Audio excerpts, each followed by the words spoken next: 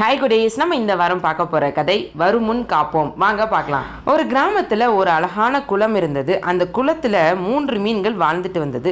3மே நல்ல நண்பர்களாக இருந்தது. என்னதான் நண்பர்களாக இருந்தாலுமே 3 மீன்களுமே வெவ்வேறு குணங்களோட வாழ்ந்துட்டு வந்தது. முதல் மீனோ எதையுமே முன்கூட்டி யோசித்து செய்கிற குணம் கொண்டது. 2வது மீனோ ஏதாவது நடந்தால் அதுக்கப்புறமா பார்த்துக்கலாம் அப்படிங்கிற குணத்தோடு உள்ளது.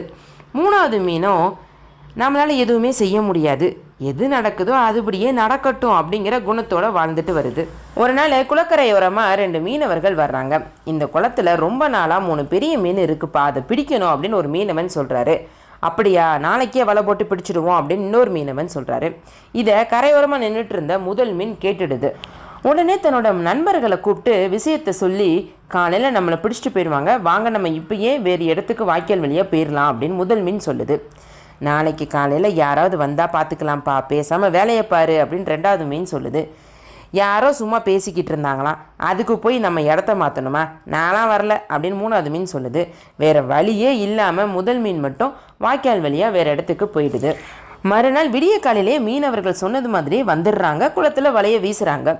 திடீர்னு வலையை வீசினதுனால தூங்கிட்டு இருந்த 2 மீன்களுமே வலையில் சிக்கிக்குது. அச்சிச்சோ, நம்ம நண்பன் சொன்ன மாதிரியே கேட்டிருந்தோம் அப்படின்னா இப்போ மாட்டியிருக்க மாட்டோமே அப்படின்னு 2வது மீன் வருத்தப்படுது.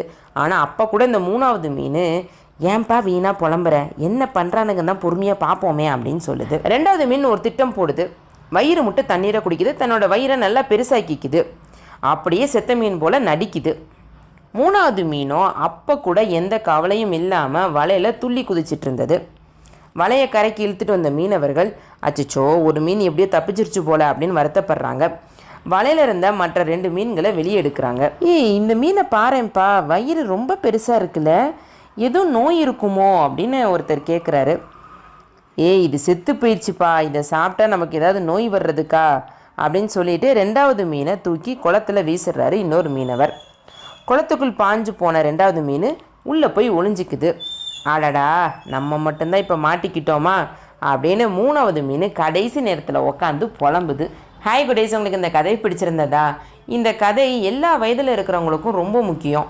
நம்ம போகிற பாதையில் எவ்வளோ பிரச்சனைகள் இருக்குது அப்படிங்கிறத நம்ம முன்கூட்டியே யோசிக்க பழகணும். அதுக்காக பிரச்சனையே இல்லாமல் வாழ முடியும்னு சொல்லலை, ஆனால் கண்டிப்பாக பிரச்சனைகளின் அளவு குறையும். எந்த கவலையும் இல்லாமல் போகிற போக்கில் வாழ்ந்தோம் அப்படின்னா இந்த 3வது மீனோட நிலைமை தான் நமக்கு. அதனால் வருமுன் காப்போம். ஓகேவா குட்டீஸ்? நன்றி, வணக்கம்.